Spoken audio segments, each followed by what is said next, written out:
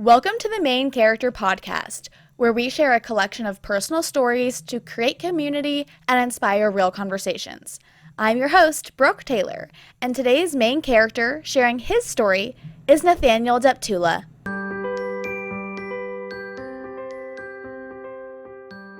Hello, welcome. I'm so excited to have you. Thank you. Introduce yourself, tell us who you are. Well, my name is Nathaniel Deptula. I grew up in a small town. Wasn't the most popular kid. I kind of moved back and forth from kind of New Hampshire, from New Hampshire to Vermont to Massachusetts with my mom. My mom struggled with addiction, and my dad also did. And so, my childhood was interesting, to say the least. Were your parents together? No. They divorced about 2 years after I was born. Okay, Yeah, so short marriage. Did you see your dad? Yeah, I saw my dad every other weekend, even though he had full custody.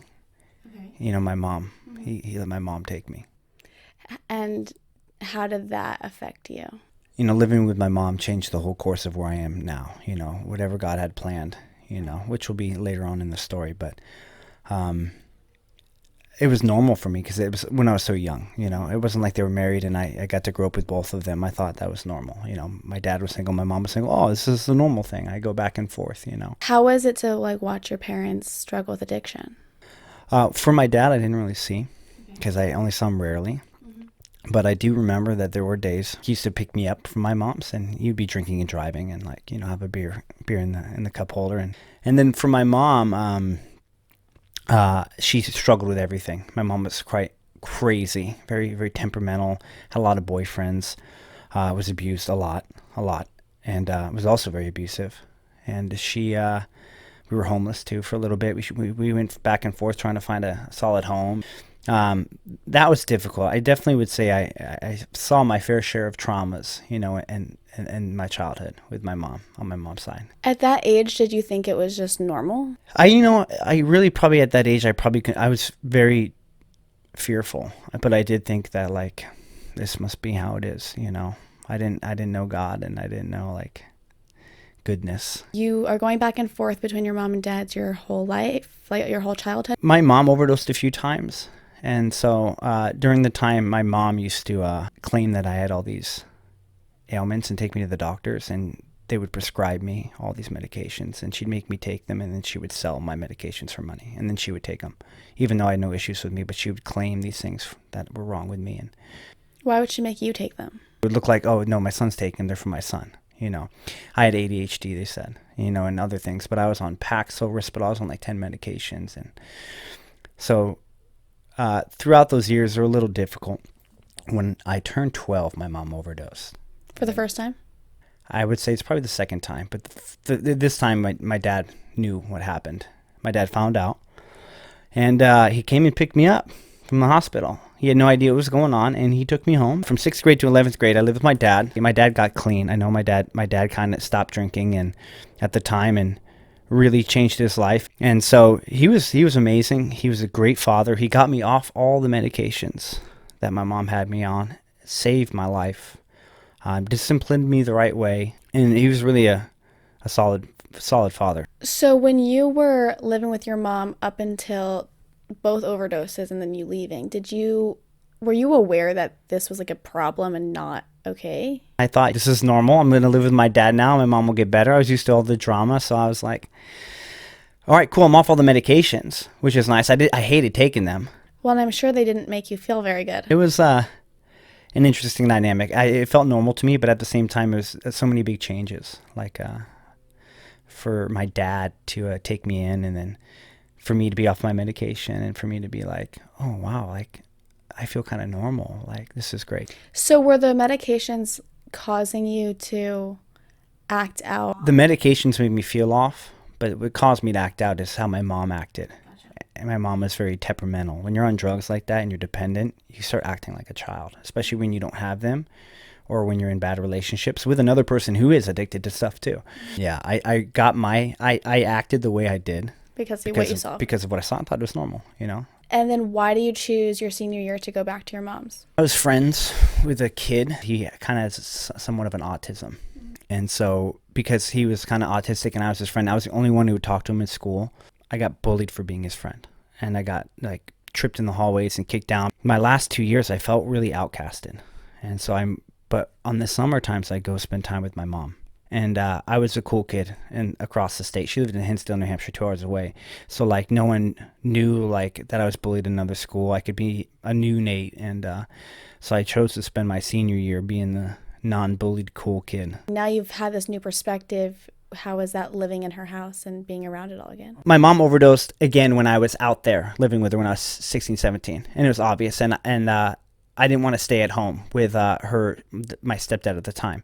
So there was this girl I was dating named Marissa, and her family let me stay with them for 2 months while my mom was getting better. They were a Marine family, and that was the first time I saw like, wow, these guys are awesome. Like they're always joking, happy family. I've never seen that in my life. And the whole family was just laughing and joking and had a beautiful, clean home. And so for me, I was like, wow, if I join the Marine Corps, I can have this kind of life. And I really wanted to join the Marine Corps because of that family. But my dad took me, instead he wanted to take me to the Coast Guard because it's safer. And so my dad's like, here, Nate, we can join the Coast Guard, blah, blah, blah. You'll be on the beach in Miami in the boat. There's going to be girls there. He's trying to sell me on it. And I was like, no, I want to join the Marine Corps. Like, because I always had a lot of insecurity. I was bullied a lot, so I didn't think I could do it. But I wanted to prove something to myself and my family. Because, man, I was a mess up. I was a big mess up. And I always wanted to show my dad, like, look, like I can do this. And so I joined the Marine Corps, and I passed boot camp, and that was the first time I've ever seen my dad cry like a baby. He was very, very proud of me. And that was a special moment because I completed, the hardest military in the world. I was able to go through it, complete it, and change my life. That was a big stepping stone. How was that experience going from like being reckless to now being really strict and scheduled? It was amazing. I look back at it and it changed my life. I learned discipline, because a big thing that that's changed my life, especially with the job I'm working at now. My boss was a client of mine originally, and then they offered me a job and I took it. And I love working for them. And he was just like, he showed me a video, and it's true that motivation, sometimes we pray for God for motivation to get through things. Like, God, give me the motivation to do this. But motivation always goes away, but discipline doesn't. So now I don't pray for motivation. I pray for discipline. You enjoyed your overall experience while you were there? In the military? Oh, no, I hated it. But no, I enjoyed it too. I enjoyed what I got out of it. But, I saw a lot of dark things in my military service.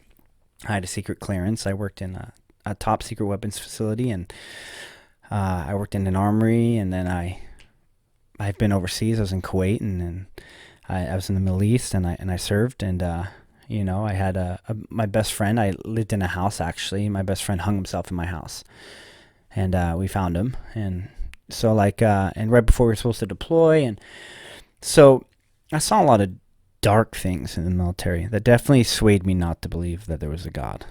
It made me cold, and probably to this day, I handle death differently than most people, even without having God in the picture. After that, and after going overseas and being in the Middle East and stuff, and being in the Marine Corps, I realized death happens, and it's not always pretty. And so for me, I'm kind of numb to death. So at this point in time, it had affected me for a couple months. I really mourned this loss. And it was like one of the first really dark moments in my life, because I saw his struggles, and I couldn't do much to help. And actually, like they say, the time before he was going to kill himself, he was the happiest I've ever seen him. So I'm like, oh, things are good now. He's not struggling. But he was so happy because he finally made the decision that he was going to take his life. And I remember us being out in the field, which means we were training, doing a simulated combat mission up in 29 Palms. And I remember him just writing in this book all day, and he wouldn't let me see what he's writing. I was like, dude, what are you writing? What are you writing? What are you writing? And he's like, nah, dude, it's all good, man. It's my journal, he's like, I don't show anyone this. He was being all cool about it. So I was like, oh, but he was acting really happy. He was saying his relationship was good with his wife and everything. And it turns out he was writing his suicide letter the whole time he was out there. So it was a big shock to me because he was actually a really good Marine, and a lot of people looked up to him, so they didn't expect it. So yeah, so my military service was good. I learned a lot, but I also saw a lot. And it definitely swayed me not to believe in God, especially with my childhood. So at this point that we're talking about in my life, I definitely didn't believe in God. Not a chance. You know, I did a few times in the Marine Corps, like in boot camp, just to get out of the squad bay on Sundays. If you're religious, they'd let you leave. And I wanted to leave because I didn't want to get yelled at, because they yell at you the whole time in boot camp, just to yell at you, just to torment you and get your brain strong. And so Sundays, though, for religious exemption, I could go. So I went to church even though I didn't believe, you know. So I just went and was like, all right, I got out of cleaning my bed or like cleaning the floors or whatever they were going to make me do. So when you went to these services, like even though you didn't believe, just to get out, did you get anything out of them? Or you were just like, this is like baloney and I don't care and it's just a waste of time? I felt different being there, but I still didn't believe in God. Yeah. You know, I just felt like I was open to a higher power, but at the time I didn't proclaim that Jesus was it, you know. But this is before I've seen anything. Mm-hmm. So we have to remember that at this time in my life, I didn't see a lot. I saw a lot of darkness in my childhood, but I didn't see real darkness yet. And so, yeah, that's where the Marine Corps timeline after that boot camp, after I got out of boot camp, then I started going overseas, and a lot of my friends actually killed themselves. Most of the friends I lost weren't in combat. They were home here. I just became hard-hearted. You know, I was like, well, people die. It's whatever. You know, I'm just going to live my best life. And what did that look like? Yeah, so let's say, you know, I'm done serving. I got out of the military. Definitely didn't believe in God. Went to a lot of parties. I partied a lot. I drank a lot. I became a bartender. I was a bouncer. I lived a completely secular life. I slept with a lot of women. I lived a very lustful, secular, drank a lot, just the typical 21-year-old.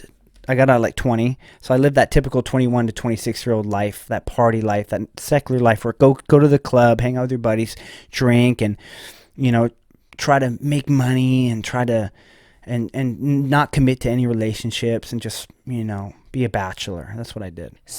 So you get out of the military, you're partying and a bartender and just living this crazy secular life. Yeah. After a year of doing that, you say, okay, I'm going to also start going to school. Yeah, the reason why I started going to school because I was broke, and the military paid for my way. Mm-hmm. I get like $2,400 a month to go to school. So I was like, what? I didn't know that. And I was like, oh, wow. So now I went to school and still partying, you know. I realized I was getting fat and unhappy. Mm-hmm. And I had this ego issue that I was a Marine and I was tough.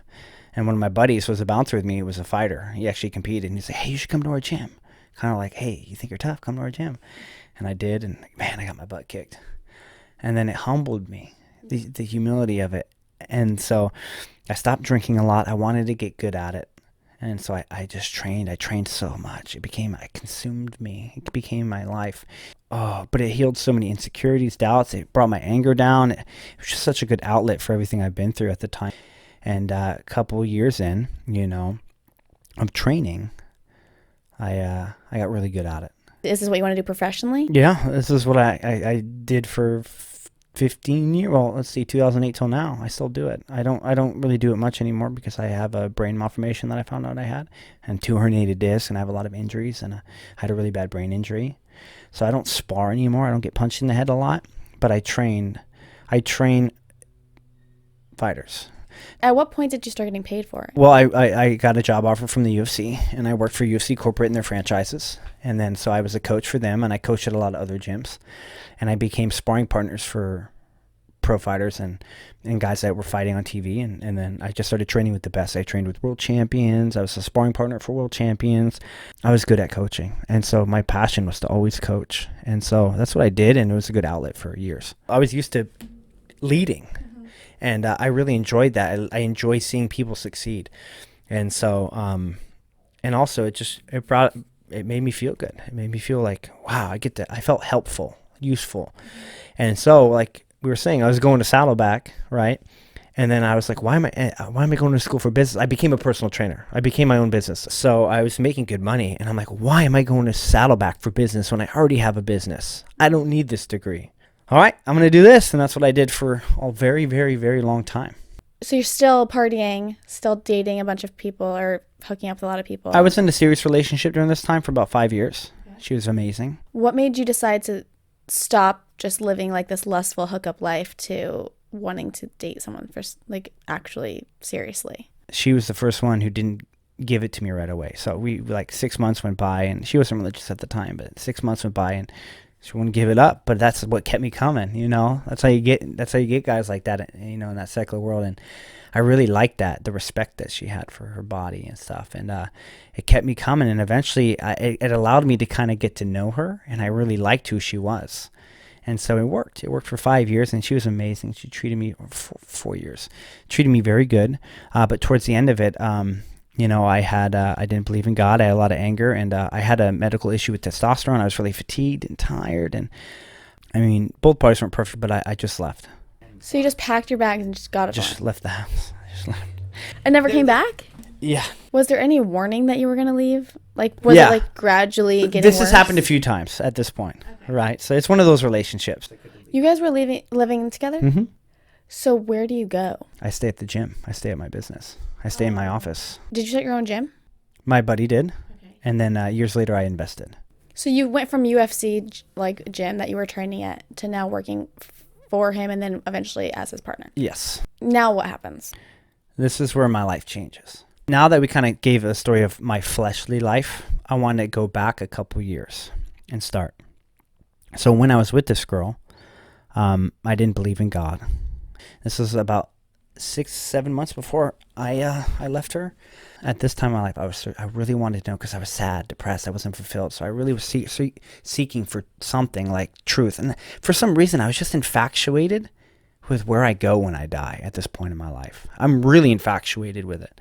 So it goes from I don't care, wherever I go, to now, okay, I need to know where I go. Yeah, out of nowhere, I just start for like 2-3 weeks solid on like finding an answer. And finally, this one night, I decided that the multiverse was the answer. I was like, okay, the multiverse makes sense to me.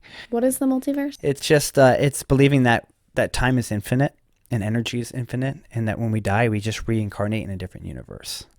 You know, and that there's tons of different timelines in universes. Like there's a different you in another universe going on right now. It's just infinite. It's never ending, you know, time warp here.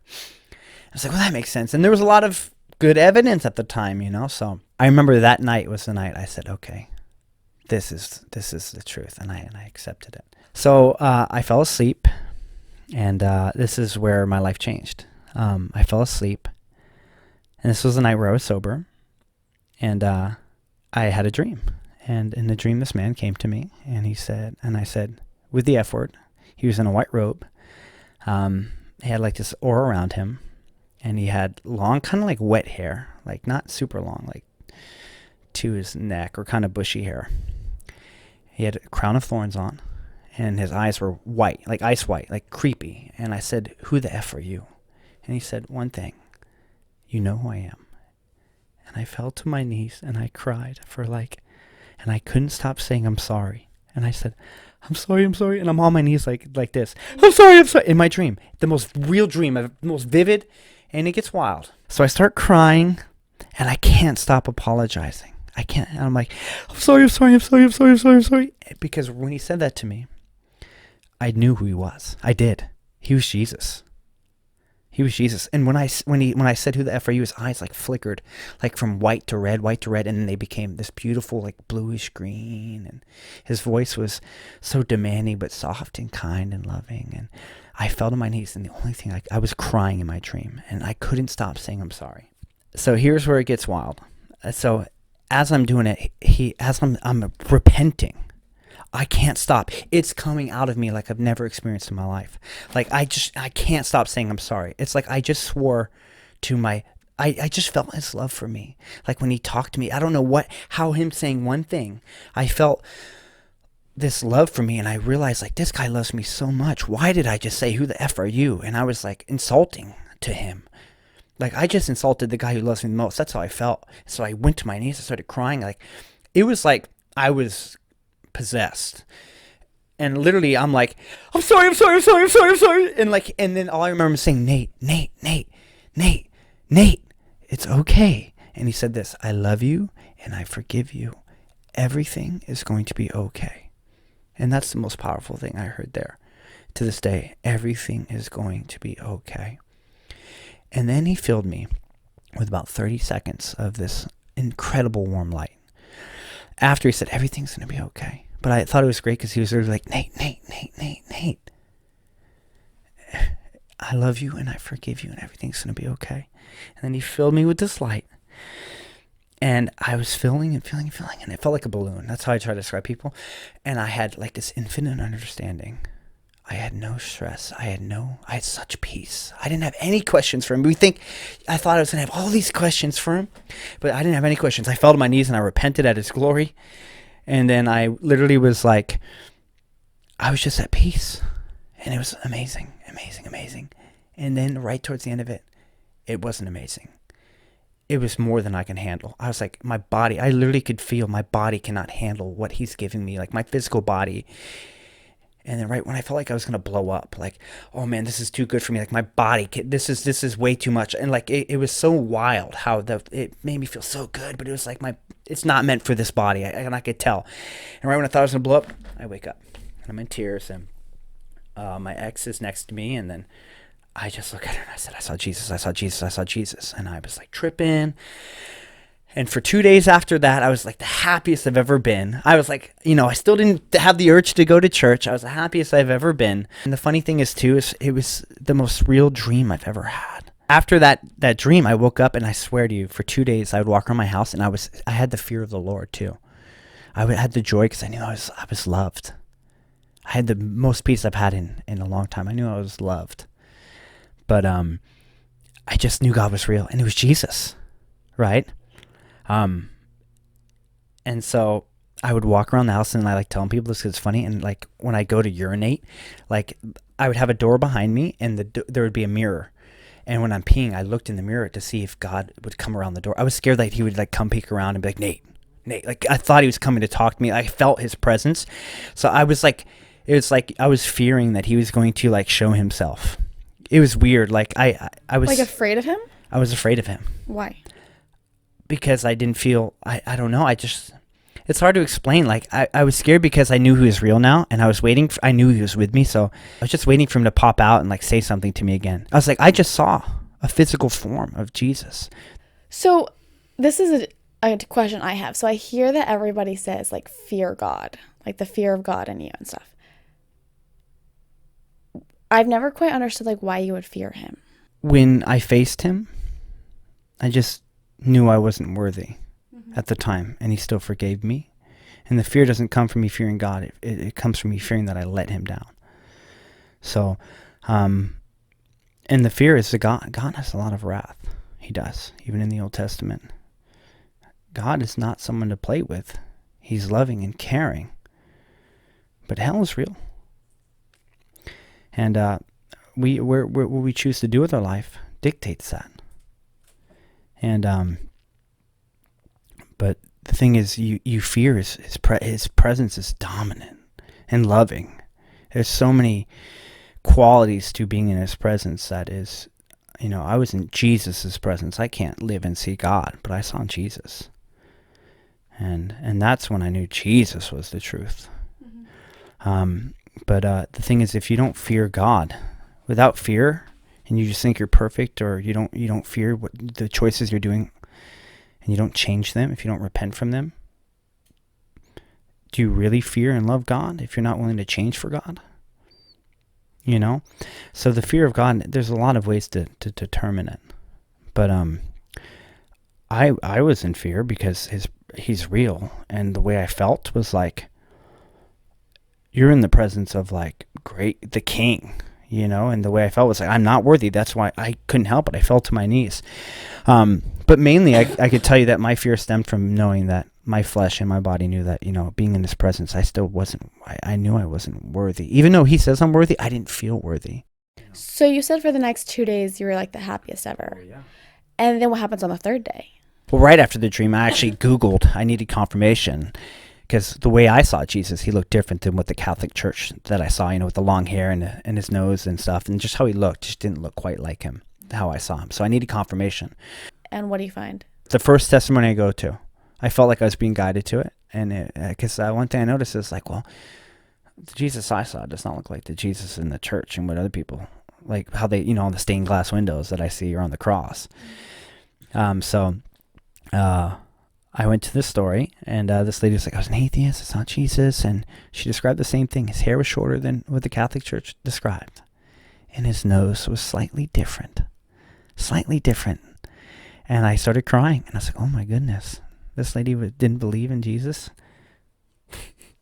This lady didn't believe in Jesus. And then the same differences that I saw. Okay, that's trippy, So now I'm starting to be like, all right, it's a little supernatural, And so I searched a few more, and all very similar. The thing that was very similar was what he said to these people who didn't believe. It's okay, like, I love you and I forgive you was like the main thing they heard.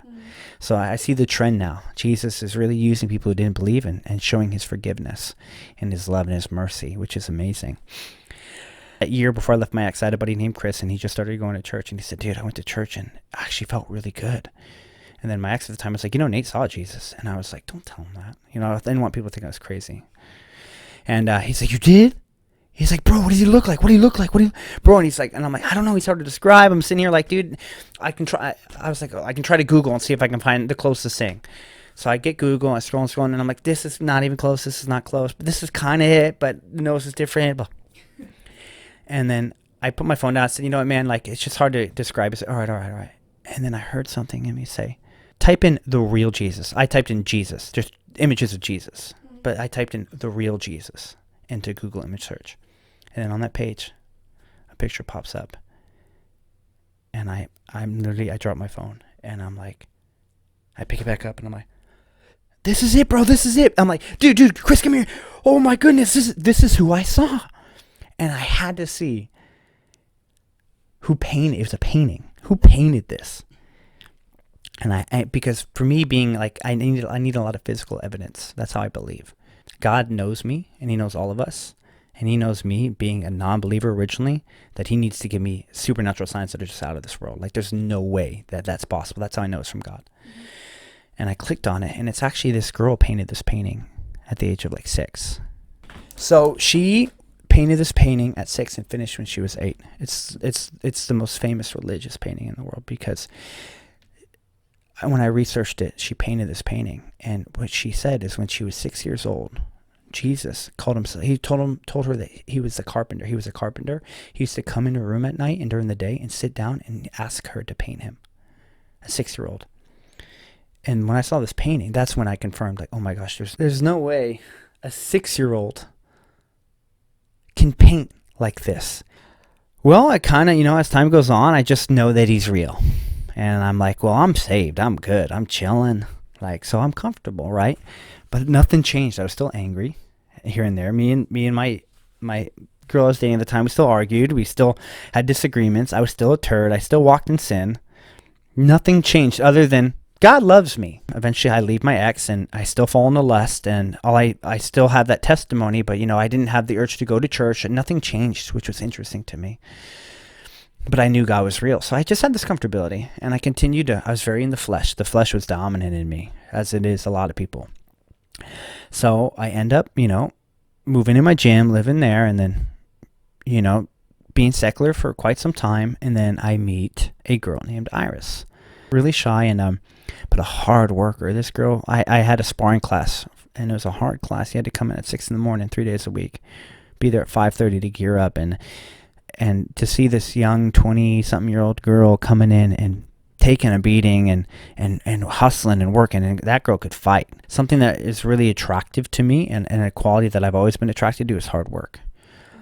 Someone who's been through a lot and has hard work, because I've had the same thing. So that's a quality I look for, and a woman at the time. And but mainly I never thought I'd date her. She was kind of like goofy, nerdy, and not the kind of girl I would date. I dated a lot of girls who were like fashionable and into like nice purses and nice things, and like their appearance. And Iris was in great shape and never wore makeup and was just super simple. And I didn't know she loved God at the time, but time went on, and she kept coming to my classes, and I started to find myself like, I kind of like this girl. But I joked every now and then, like, hey, when are we going to go out to dinner? And she'd be like, what? No. Like, and granted, let me remind you, this girl, super Christian. When I mean super Christian, loves God.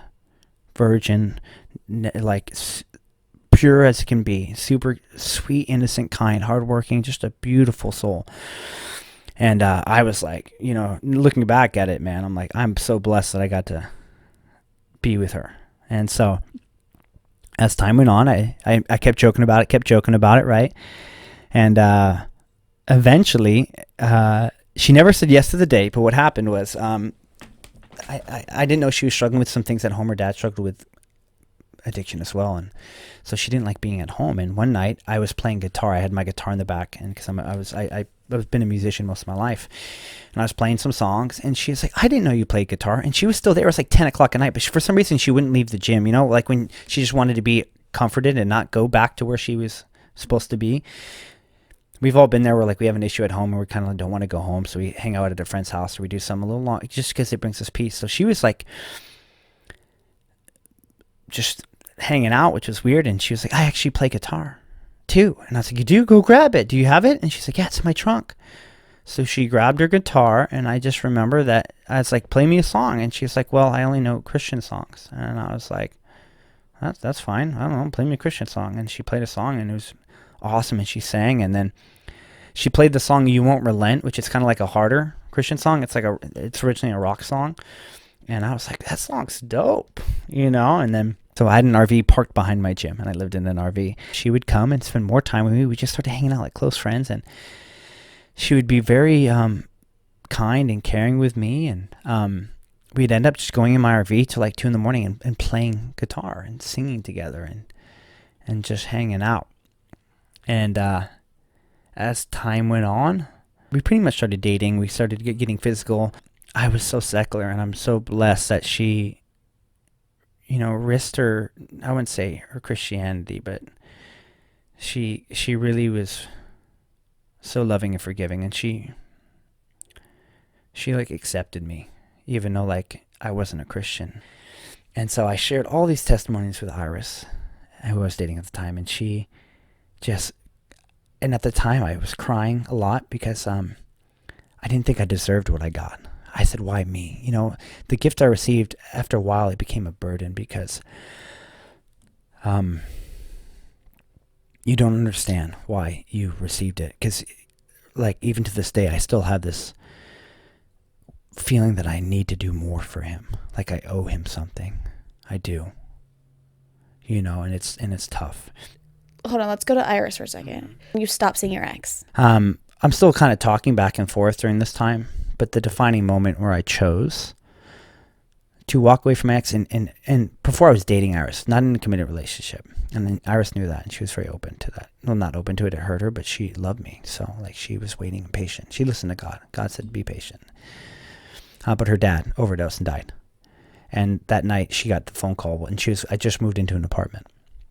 And so she was staying with me, and we were watching a movie, and we got the news, and there was that night I went to the hospital with her, and I saw her cry, and I realized how amazing she was and how innocent, and I just don't know what happened to me, but I went back home after the whole scenario. She said bye to her dad. We're at the hospital.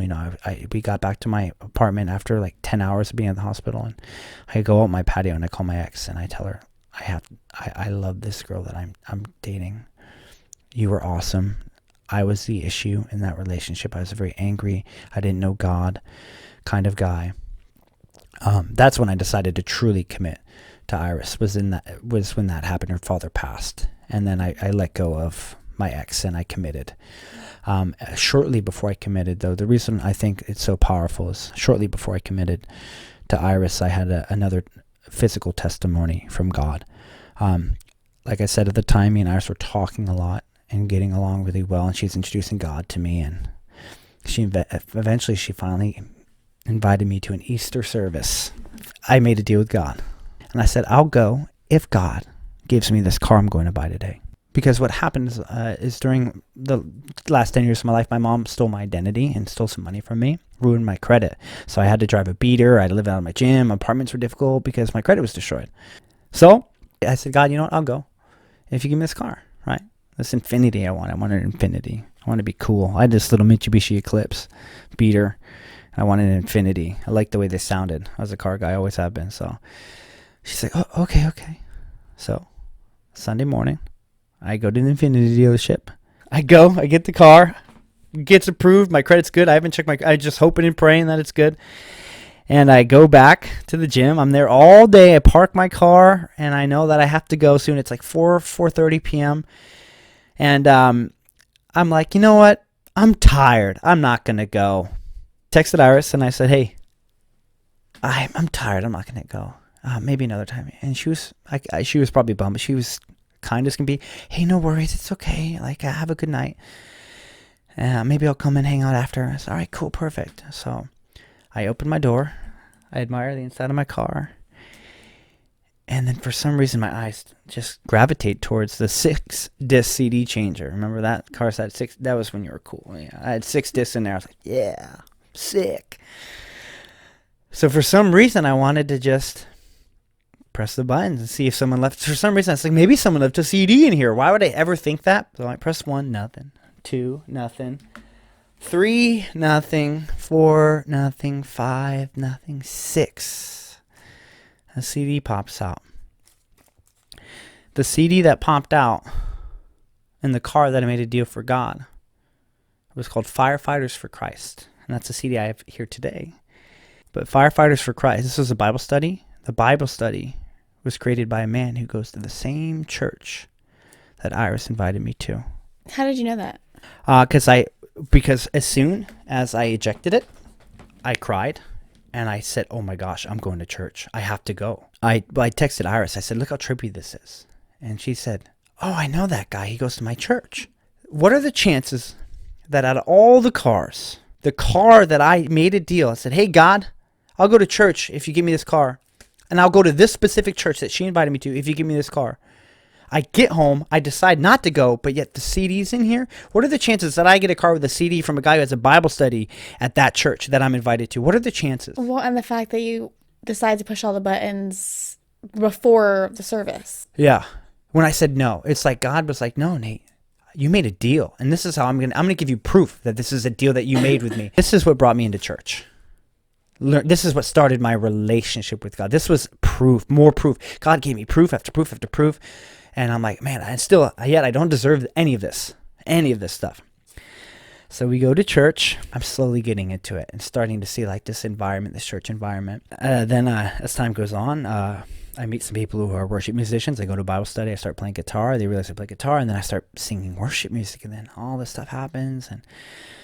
And now at this point in my life, after the CD, 4 months go by. And I'm starting to worship for this church. I'm dating Iris. And I feel called. I didn't believe in marriage. Never did because of my family. Even finding this. But the church even took me down and like, hey, Nate, we want you to worship with us. So at this point now, after the CD, I've become into the church. I start serving the church. And because this woke me up. And I start dating Iris and being more committed. And her dad passed, so I move into her childhood home. And we saved the home from being sold. And we lived there together.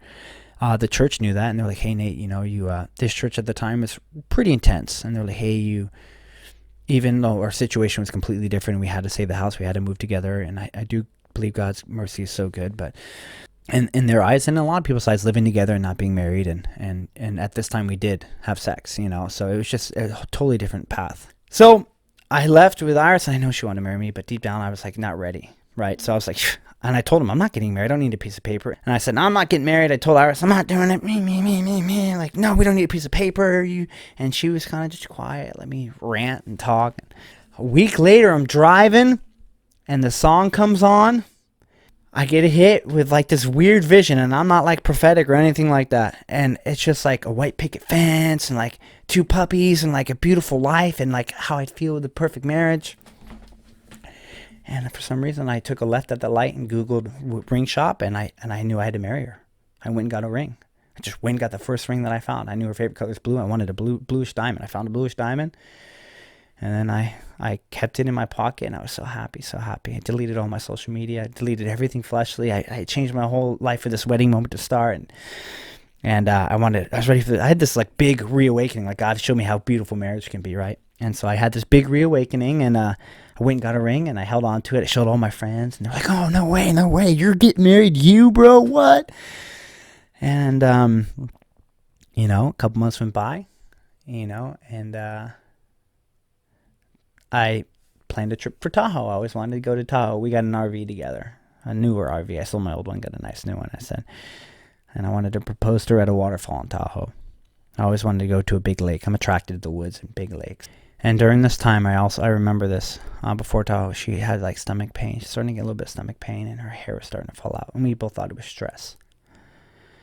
So like, she got an MRI before we left, and then had some blood work done. And then that day before we left, and then we went on our trip. It was beautiful. We saw the lakes, and we went on hikes, and I proposed to her, and she cried. It was just a beautiful, beautiful time. And a week passes. I drive back down. We're in the RV, and we're driving back from Tahoe, and we get home, and as soon as we park the car, we get a phone call. Hey, we got your scans back. We need you to come into the ER immediately. And she's like, why? She's like, well, we need to just talk about some things. They wouldn't tell her over the phone. It was late at night, so we needed to see an ER oncologist. And he looked at the scans and sat us down and said, hey, you have stage 4 cancer. And it was a really tough moment. I was in shock. God just gave me this vision of all these beautiful things to come. And now she has stage 4 cancer. And now I'm starting to think I'm crazy. And I remember she needed to stay overnight for a biopsy, so I had to go home and grab some things for her. And on the way out of the hospital, I kept my cool, but as soon as I stepped out of the hospital doors, I started bawling. And I got in my car, and I was so angry, I slammed my head against my steering wheel like hard, like screaming, God, why? God, like swearing, why? And like I went to my house, I broke down crying, and then found out she had 5 months to live. So that next month was really, really tough. That next month, I was kind of just, I remember just laying in bed with her and just holding her. And both of us just were speechless. And didn't know how to, because we love God so much. And I knew God was real. So I didn't understand why he would guide me to her and have me worship and be part of this church just to kill her, take her. We end up talking, and we're like, She was like, do you still want, you don't have to marry me. I don't know if I'm going to live long. Like, you don't have to. And I said, are you crazy? Oh, I'm going to marry you, and I'll marry you tomorrow. And we did. I got married with the church first. My buddy Connor and his parents, we went to O'Neill Park, and we just went out in the woods. We got our nicest suit on, and we got married under God, under a ceremony, got a little certificate. Then the next day we went to the courthouse and got legally married. And then I actually got 3 beautiful years with her, not 5 months. 3 beautiful years. Was she sick the whole time? Whole time. Yeah. She was in partial remission. She almost beat it. It looked like we were almost there. It was such a beautiful time in my life because I learned so much through her, so much strength through her. Never once was she angry. Never once did she swear or yell at me. She took care of me most of the time more than I took care of her. Like, she would always massage me and like be there for me. And she was an unbelievable soul. And I learned how to not only trust in God and his will, but I learned how to be a committed man, because I was never a committed man. And I got to be a committed man in the most ultimate form, which was till death do you part. We had a lot of struggles during those times, faced a lot of trials, and faith was tested constantly. Honestly, if I didn't know Jesus was real, I probably would have walked away, or I probably would have been a different relationship. And I know that for a fact. And it was tough. And there was a moment in that 3-year marriage before she passed where I got one really final big testimony, which shows you how powerful God is. And that was, I had a really bad brain injury, and I suffered with really bad anxiety. So I was going back and forth to a neurologist, and it got so bad to the point where Iris was going through chemo, and I had such bad anxiety that I'd get up in the middle of the night and have to go walk on walks, and I kept waking her up while she was on chemo, and I didn't want to keep waking her up. I wanted her to rest. So I would get a sleeping bag and sleep in my front yard. So if I had to get up. So one day I kind of was having really bad anxiety, and I said, I don't know if I can continue to take care of my wife and have, because I had a lot of twitching and neurological disorders from this brain injury, and it was very hard for me to deal with and take care of my wife and be like a loving husband. that I wanted to be. Are you working? No, at this time with my brain injury, I had to take time off of work. I'm seeing only doctors. It's been about 6 months. And so the brain injury is from Training. Yeah, it was through a training accident. I was sparring, got a bad concussion. Okay. And so this is, I'm still working during the time that I'm with her on and off, but I was very blessed to be financially very well off. God blessed us. And I was able to actually stay home for the 3 years. I didn't have to work. I lost all my money, though, because I spent all my money on holistic treatments. I spent hundreds of thousands of dollars on trying every method. So I went broke. But I got to live 3 years with her, And so that was great.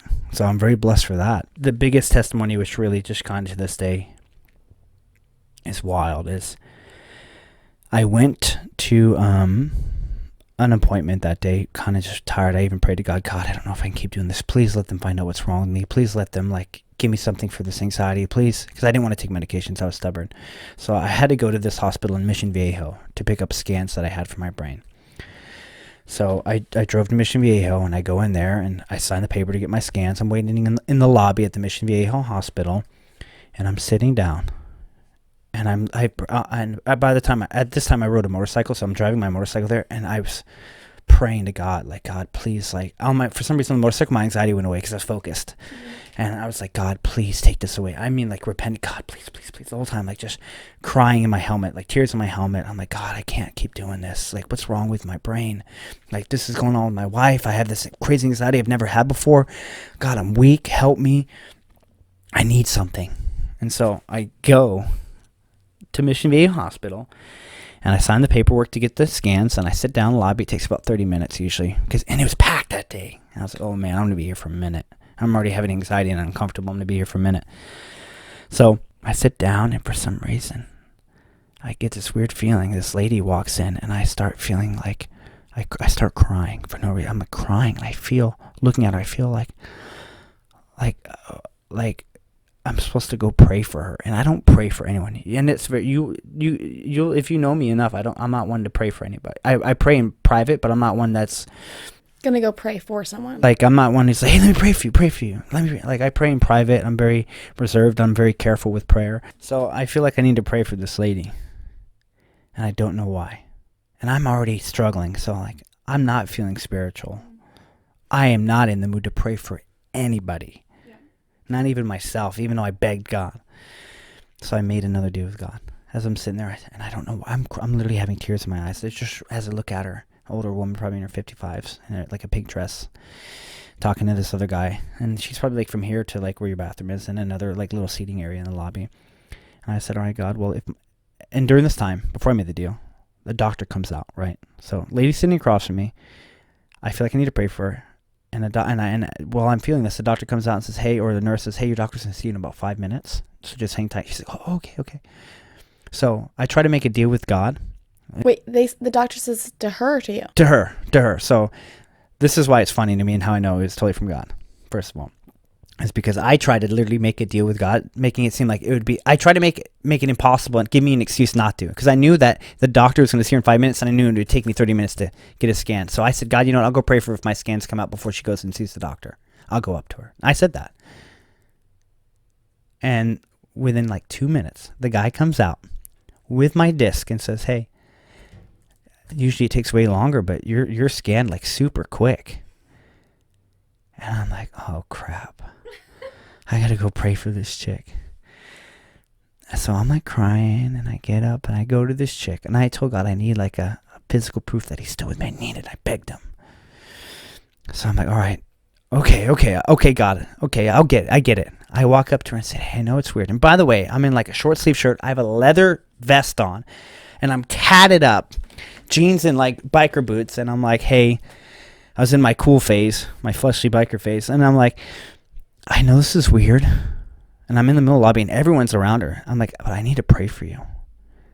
And she says, oh, no way, you're a Christian? I said, yeah, I play worship. She said, you worship? Where do you worship? And I said, I started worshiping. I worshipped at a time I had a church called Jesus Life.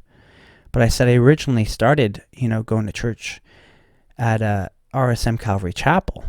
And she said, no way. my husband started Firefighters for Christ at Calvary's Chapel. And I started crying. And I said, there's no effing way. There is no way. And all my anxiety dissipated. Everything. And I bawled, and I said, you have no idea. And I grabbed her hand. I told her about the story of the deal that I made with God for the CD, or to go to church. And I told her that without her, I would have never met my wife. I would have never truly found and understood without her husband's work. Her husband actually passed, I think, a year prior or so. But she was telling me that her husband started this exact CD that was in my car. So this is the moment in my life where I was struggling. I didn't know if I could even survive anymore. I didn't know if I wanted to live. And I prayed and I begged God. My wife's dying. Everything's dark in my life. I'm suffering with anxiety, back pains, and I begged God for another sign. And I feel like he's silent the whole time. But in his timing, right when I'm about to give up, he guides me to the lady whose husband made the CD that was in my car the day I made a deal with God. What more proof did I need? I got strength from this. And that was when I realized how wise and how cool God puts things together and shows us physical signs in our life. Well, even the fact that you weren't supposed to be at that hospital and had to drive out. I didn't have to go that day either. I could have gone any day to pick up my scans. I just felt like I had to go there and just go today. I just didn't. So I had the Holy Spirit definitely guided me and gave me a sensation to go because they were setting up an appointment for me. People like, if I saw God, I saw him. I saw Jesus. And I know I saw Jesus. And I'm very blessed. But I still had doubts. And I still was weak. And Jesus still continued, even though he continued to give me very, very, very physical signs. So then you go home back to your sick wife, and she's getting sicker. So she was doing very, very well. Things were looking very, very good. And then she actually didn't die from cancer. She died from an intestinal blockage. So she had a tumor that it's unknown. The way they pronounced it on her death certificate is died from like a tumor closing up pushing against her intestine. But the thing is, when you have cancer, you start to suffer with constipation with all the chemo and medication. And so towards the end, the cancer was eating away at her hip. So they decided they wanted to give her pain pills, and I was against it, and she was kind of against it, but she was in a lot of pain. So we said, I told him, I said, hey, the thing I'm worried about is she's already constipated, and if she has an intestinal blockage, she has too much chemo, she won't be able to have surgery. Like she could die from like constipation, literally. Because when you have an intestinal blockage, you can't eat. It comes right back up. And when you have an intestinal blockage, you also can't poop, right? So it's a really crappy way to die. And usually the only way to do it is through stool softeners. And if that doesn't work, then it's a surgery. They have to open you up and cut your intestines open and release it. But no one was willing to. So what happened is the pain pills that she took caused her to get more constipated and caused the blockage. It was the pain medication that caused her to die. It was God's will for her to go, regardless. And that's the way he chose her to go. So if looking back at it, that's just how it happened.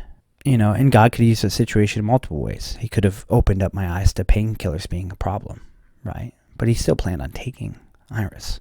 So was it like a sudden thing? It was sudden because she was walking in normal for like 3 years, and then the final month of her death, she just had a blockage, and it just dead. Yeah, 2 weeks. She went from being completely normal, having some hip pain, but having optimism. And like she would go outside every day and garden and be active and build furniture, like do wood projects. Like this girl was a hustler. She was still trained from that to just dead. So when she died, what did you do?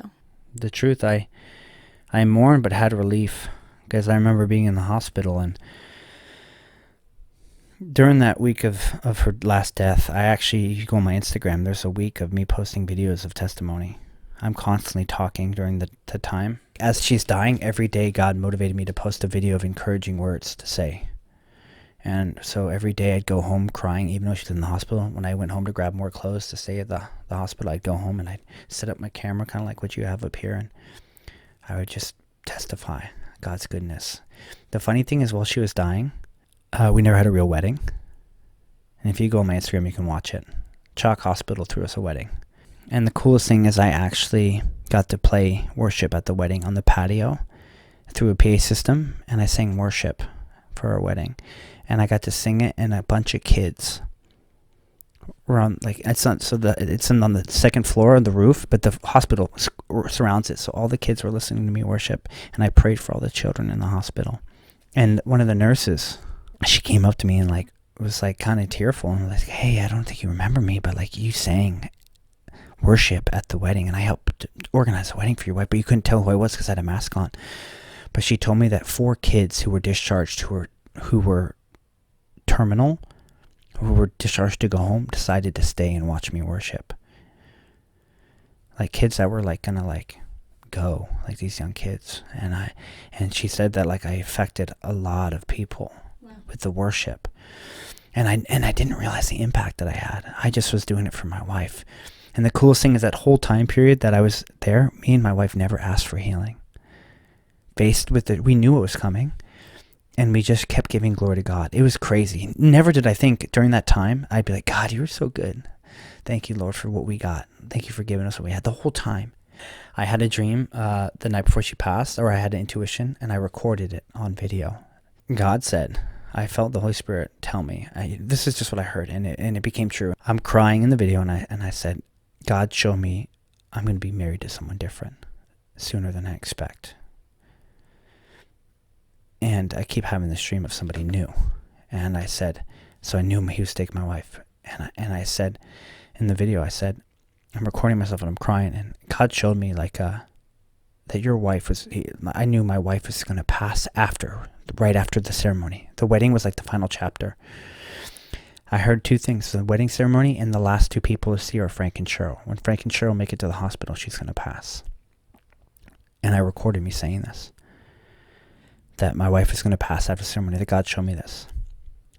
And so I kept it with a grain of salt, but I recorded it just in case, because this was a powerful time where I was facing a lot. So I also was very filled. I was filled more than I've ever been filled before in my life, with confidence. That day was the wedding ceremony, and I went home, got my suit, and I went there. And as soon as I arrived, I opened the door to go in the room, and Iris is dying.